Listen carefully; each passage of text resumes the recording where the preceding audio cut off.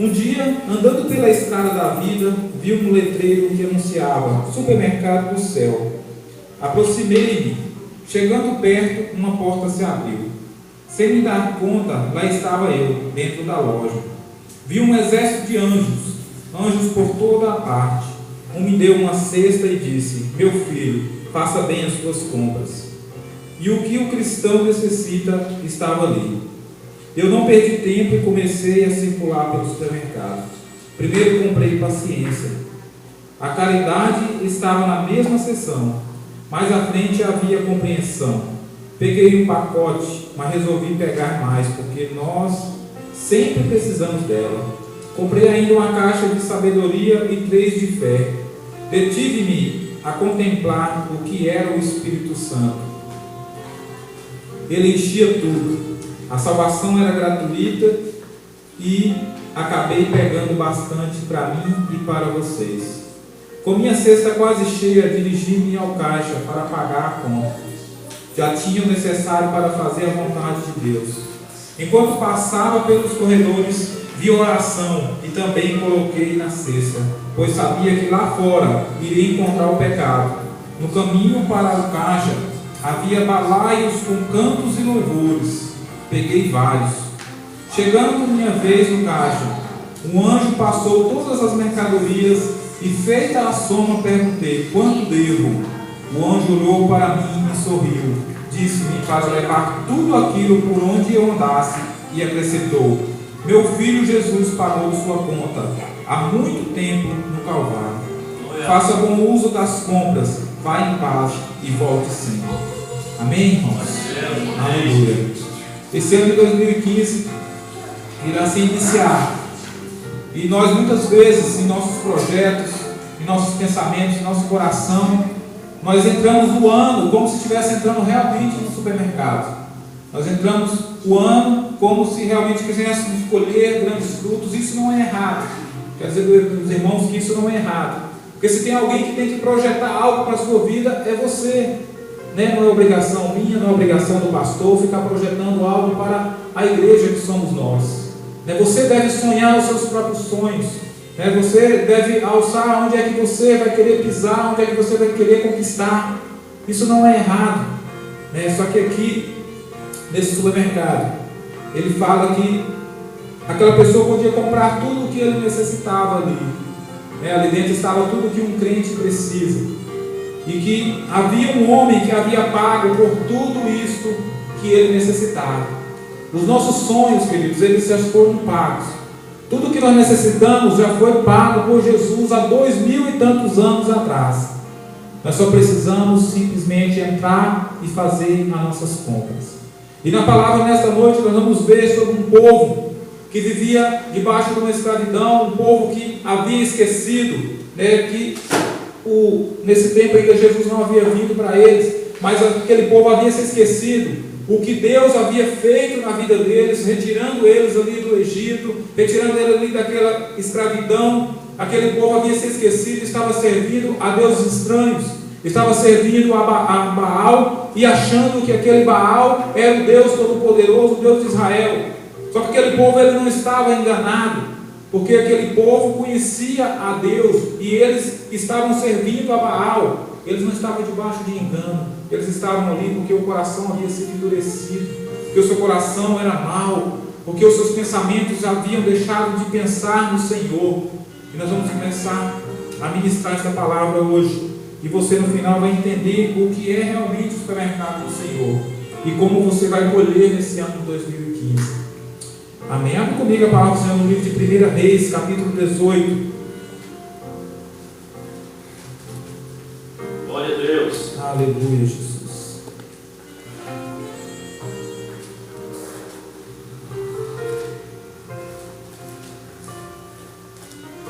Aleluia. 1 Reis, capítulo 18, versículo 30.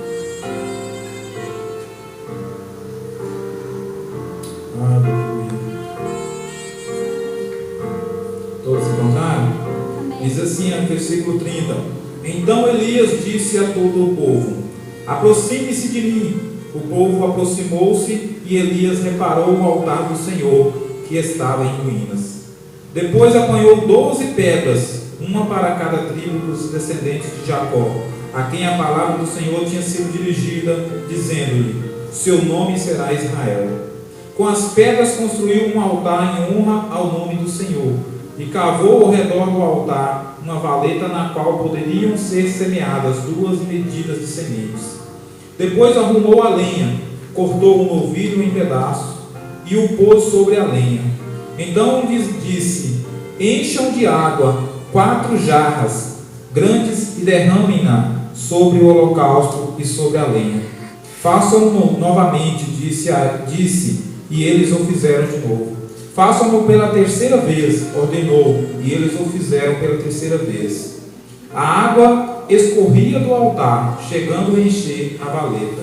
À hora do sacrifício, o profeta Elias colocou-se à frente do altar e orou: ó Senhor, Deus de Abraão, de Isaque e de Israel, que hoje fique conhecido que Tu és Deus em Israel, e que sou o Teu servo, e que fiz todas essas coisas por ordem Tua.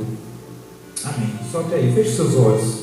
Senhor Deus, em nome de Jesus, Pai, aqui está a Tua palavra, Senhor. Eu quero clamar ao Senhor, Pai, que o Espírito Santo possa nos trazer revelação nesta noite. Não somente na minha vida, Senhor, mas na vida dos irmãos. Para que esta palavra possa falar diferentemente no coração de cada um, meu Pai. Faça, Pai, queimar, Pai, a Tua palavra nesta noite em nossos corações. Visita cada um agora de uma forma especial. E usa a minha vida, Senhor, tremendamente, em nome de Jesus. Amém. Aleluia. Queridos, eu estava lendo esta palavra. Aqui, talvez você ainda não conheceu qual é essa palavra. É aquela parte onde Elias mata os profetas de Baal. Aqui é um trecho dela, dessa passagem, uma passagem bastante conhecida da palavra do Senhor. E que Elias faz um grande milagre ali naquela terra. Aquela terra estava uma terra no qual os profetas do Senhor haviam sido perseguidos, estavam sendo mortos. E os profetas de Baal, a palavra do Senhor diz que aqui havia 450 profetas de Baal, que estavam ali debaixo da cobertura daquele rei, debaixo daquela rainha, naquela cidade. E o povo de Deus havia se encolhido, com medo do que aquela rainha Jezabel poderia fazer com eles.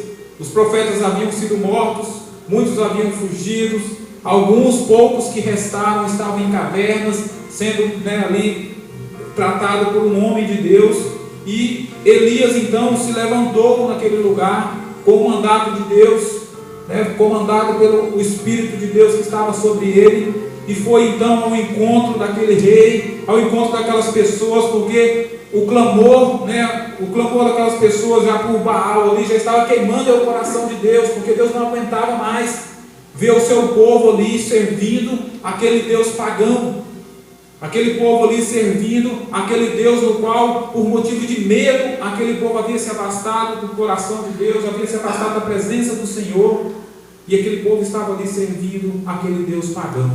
Então Elias foi ao encontro do povo de Israel e trouxe então esta palavra do Senhor para eles. Mandou ajuntar os 450 profetas de Baal, mandou que se ajuntasse e que se fizesse um grande holocausto ali, e que se colocasse sobre lenhas, e que o fogo caísse do céu, ou se o fogo saísse ali daquele Deus de Baal para consumir aquele holocausto, e aquele Deus ali que fizesse fogo brotar daquelas lenhas e consumisse aquele holocausto, realmente era o Deus Todo-Poderoso. Então Jezabel fez se levantar ali aqueles 450 profetas, e confiantemente em números que eles confiavam, em falsas profecias que aqueles homens ali realizavam, em falsas magias que estavam ali no meio deles. Então eles imaginaram, olhando aquele homem simplesmente, aquele Elias, um único homem, e aqueles outros ali, 450, eles falaram: ixi, não vai ter nem chance. Então Elias falou: vocês façam primeiro, podem pegar o novilho, podem cortar, podem colocar em cima da lenha e podem começar a clamar pelo Deus de Baal de vocês. Elias ainda deu essa chance para eles.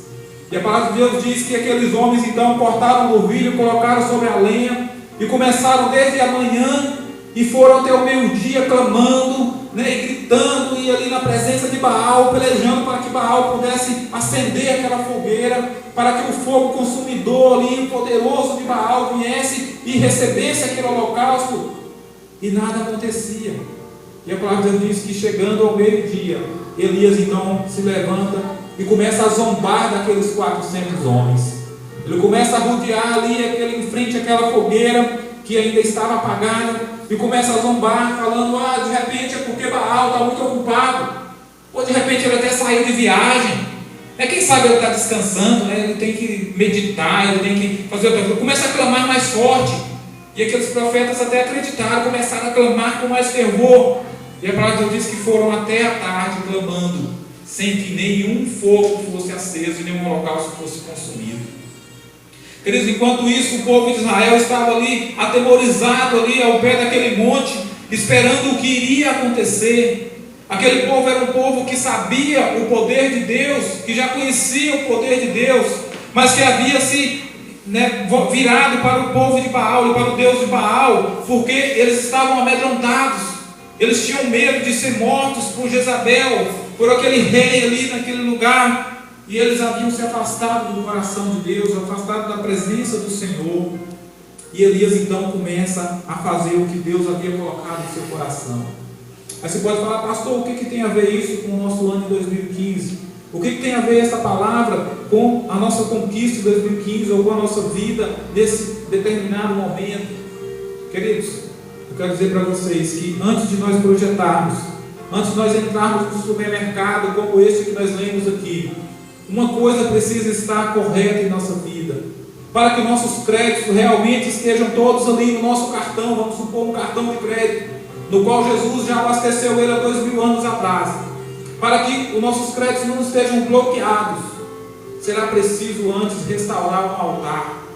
Nós vamos ver aqui na palavra do Senhor, que antes mesmo de Elias ir ali e fazer com que o fogo do céu, clamasse o fogo do céu, caísse e consumisse aquele holocausto, ele faz algo primeiro ali, para que o povo de Israel entenda o que é servir ao Senhor, como que é servir ao Deus vivo, ao Deus Todo-Poderoso, ao Deus que nos dá a salvação gratuita, ao Deus que nos deu a salvação através da cruz, através de Jesus, naquela cruz do Calvário, mas que, apesar de ser de graça, queridos, há algo que necessita ser feito por nós.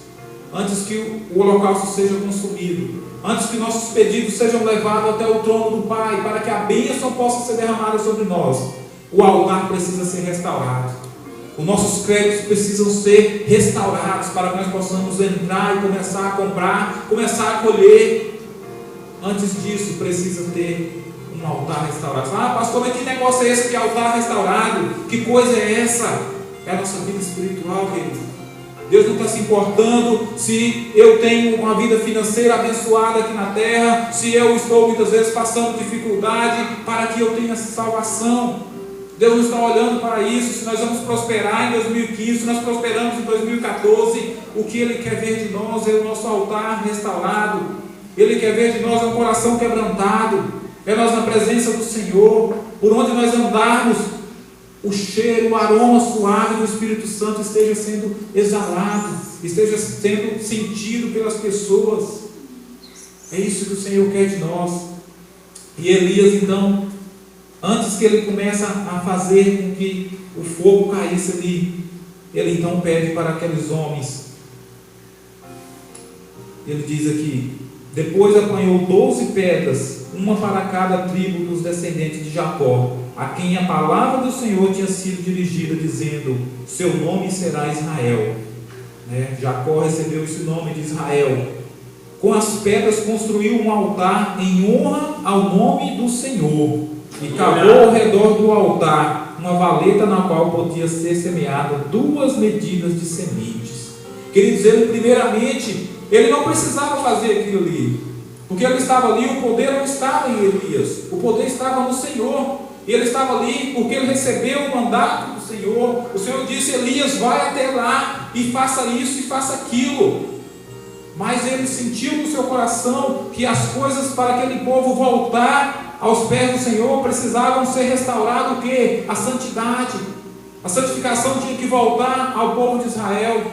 E antes dele sacrificar o holocausto ao Senhor, ele restitui ali o altar do Senhor, né, colocando aquelas 12 pedras, simbolizando as 12 tribos de Israel. E aqui ele coloca, a palavra fala, com as pedras constrói um altar em honra ao nome do Senhor. Aleluia, Jesus. Então ele disse: encham de água 4 jarras. Ele pede para que aquele povo, além daquela lenha que estava ali, que aquele povo de Baal ali, aqueles profetas clamaram durante o dia inteiro, aquela lenha naquele sol escaldante ali, e nada havia sido consumido, porque Baal não tem poder algum, a não ser o poder de enganar, né, de roubar, né, de destruir. Porque a palavra de Deus diz que o inimigo ele veio para matar, roubar e destruir. E esse inimigo ali está sendo simbolizado pelo Deus Baal, a quem aquele povo estava ali servindo.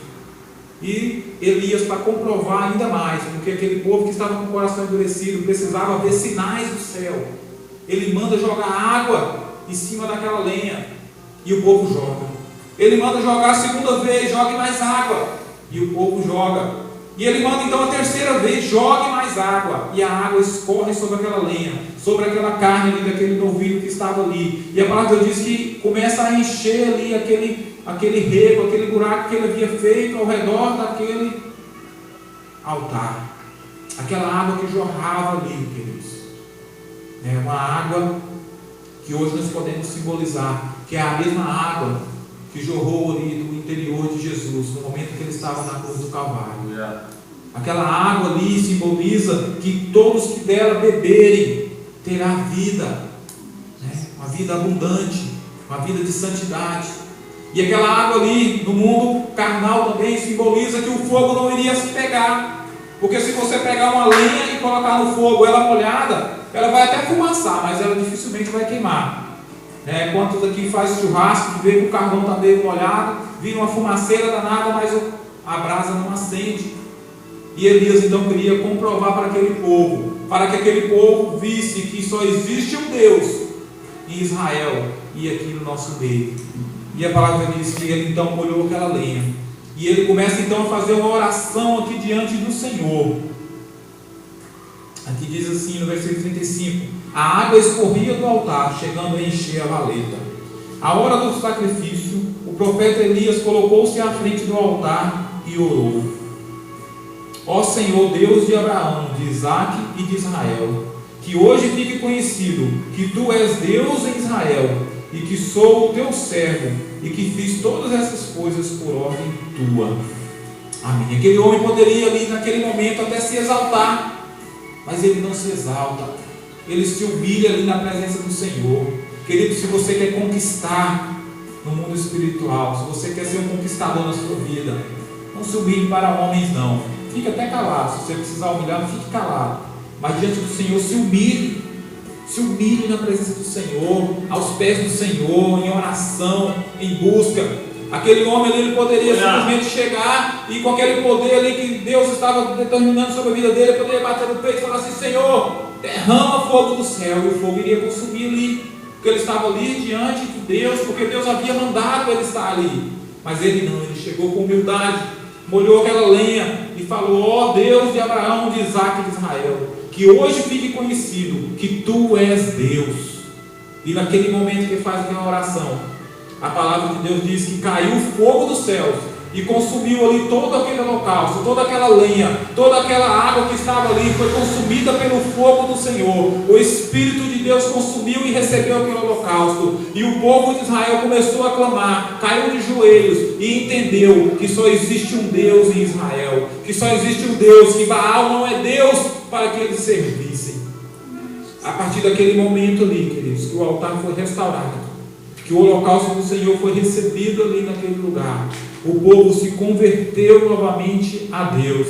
Aquele povo que estava com o coração endurecido, teve o seu coração novamente moldado, o seu coração novamente quebrantado.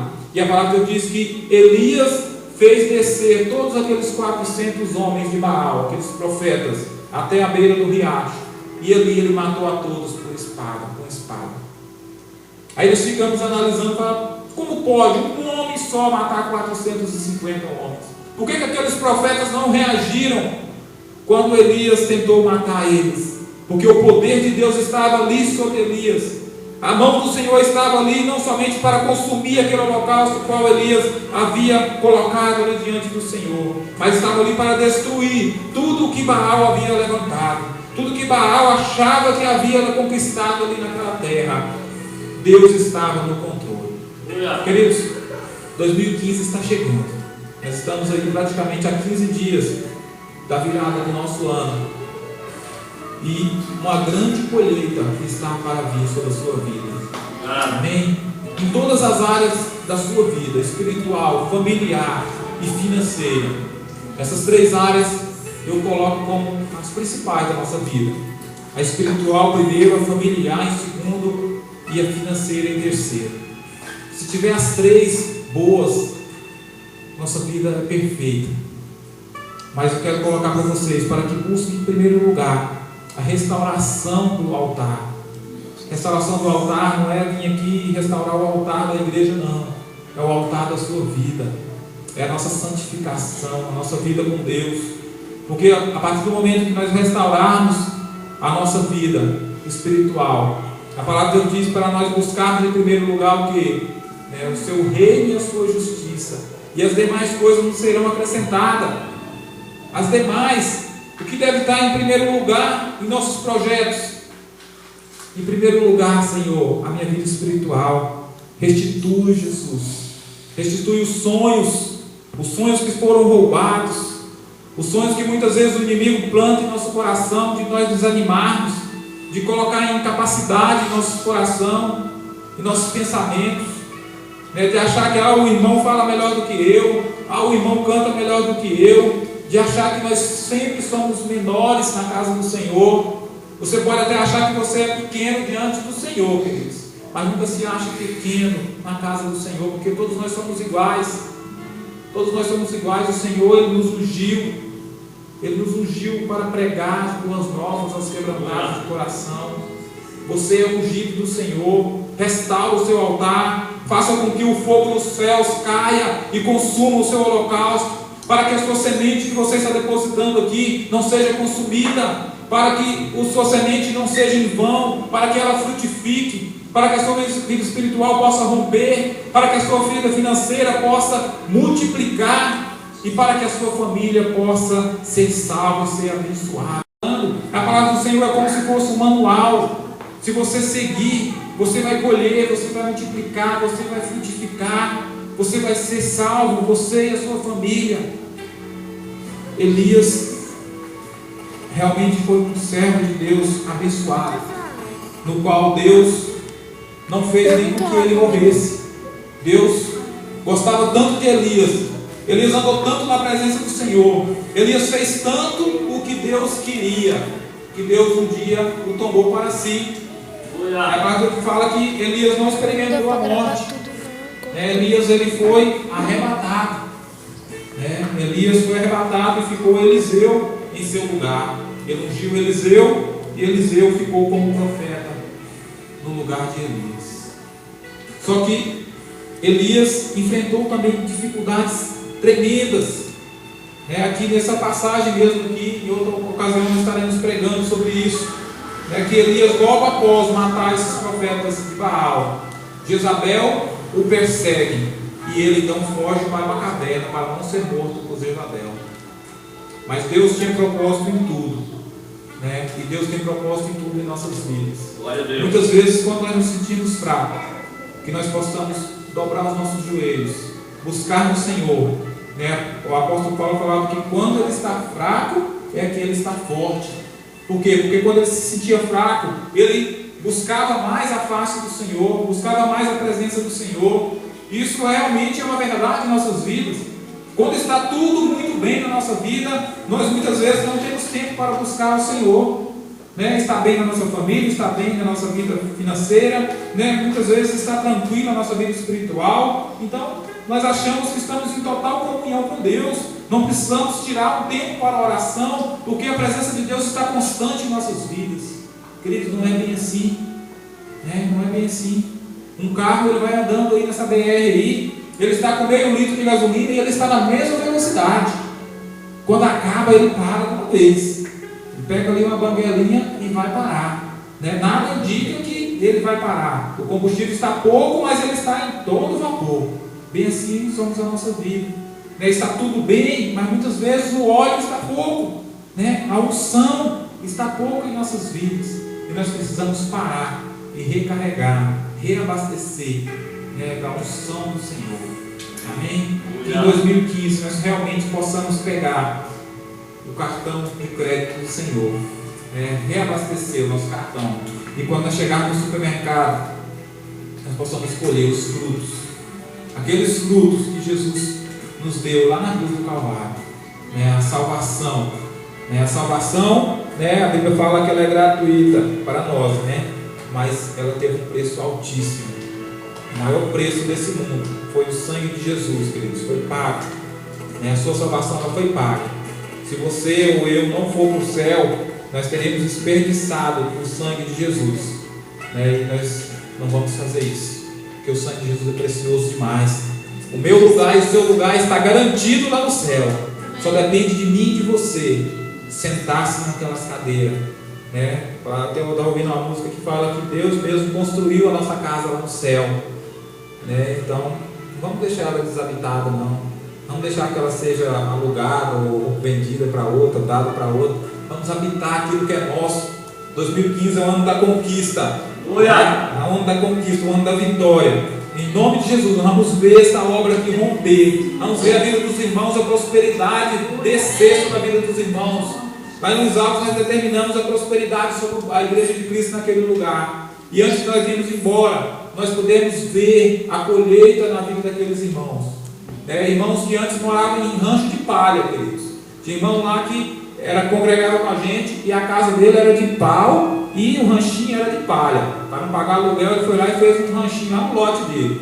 E quando nós viemos embora, ele estava morando na casa dele, só faltava rebocar. Tinha feito tijolo, já tinha levantado tudo, o alicerce dessa altura para não encher de água. Outros irmãos andavam de bicicleta e pegavam carona para ir para São Miguel, e aquela luta. Tinha um que tinha um Classic daquele meu, no mesmo ano que eu comprei, ele correu, comprou um. O outro irmão correu, comprou o carro. Começou a prosperidade vir sobre aquela igreja ali de uma forma tremenda. Deus começou a restaurar a vida financeira daqueles irmãos. Irmãos que antes não estavam em comunhão. E outro dia ele me ligou e falou: olha, hoje é eu que prego. Falei, glória a Deus. Restaurou o altar. Viviam em pé de guerra. Quantas vezes eu e minha esposa tínhamos que ir lá para poder estar apacentando por causa que queria separar da esposa. Eu não aguento fulano, eu não aguento ciclano. E de repente agora está lá pregando a palavra do Senhor. A igreja está lá rompendo, a prosperidade está sobre aquele povo. Mas antes o altar foi restaurado. Então eu quero convidar os irmãos a colocar de pé nesta noite. Uma parte da palavra que o Senhor tinha me dado foi até modificada aqui, nós nem chegamos nela. Mas eu creio que o Espírito Santo falou no coração de cada um dos irmãos, que quando você for fazer os seus pedidos, deve estar em primeiro lugar a sua vida espiritual. E as demais coisas, com certeza, em nome de Jesus, vai ser alcançada. Vai ser alcançada, porque a palavra de Deus diz que Deus não é homem para que minta, e nem filho do homem para que se arrependa. E se ele diz que se as demais coisas vão ser acrescentadas em sua vida, na minha vida, é porque elas vão sim. Da forma dele vai ser acrescentada. Outro dia eu estava conversando com a minha esposa. Nós colocamos o nosso carro à venda, ficou 90 dias aproximadamente com a placa. Vende-se, vende-se. Centenas de dezenas de ligações. Quanto que é o carro? É tanto, é completo? Não, não é tal, já estava ficando irritado. E aparecia um carro, aparecia outro. Nós queríamos pegar um que nós achamos que ia dar certo, um carro que praticamente não tem venda, tal de classe A, da Mercedes. E nós olhamos o carro e falamos, não vai dar negócio, o carrinho está bom, tá? E de repente não deu certo. Apareceu um outro, não deu certo. Eu disse, o que você tem para nós? E nós começamos então a sonhar em comprar um Export, um ano mais velho do que o nosso carro, mas um carro melhor do que o que nós tínhamos. E de repente, quando nós deu por conta, o negócio deu certo. Aí nós fomos falar assim, mas realmente o Senhor tem o melhor para as nossas vidas. O que acontece? Nós queríamos já esse carro, classe A, 60 dias atrás e o negócio não deu certo. E nós começamos a achar que o Senhor não estava nos abençoando. Mas na verdade, querido, quando a sua bênção demora, é porque o Senhor tem o melhor para você. Talvez você está orando por um fusquinha, porque você hoje tem condição de comprar um fusquinha. Mas o Senhor quer te dar um Gol. Ele vai esperar daqui 2 meses, vai te dar condição para você comprar um Gol. Isso eu estou falando no financeiro, mas isso também acontece na nossa vida.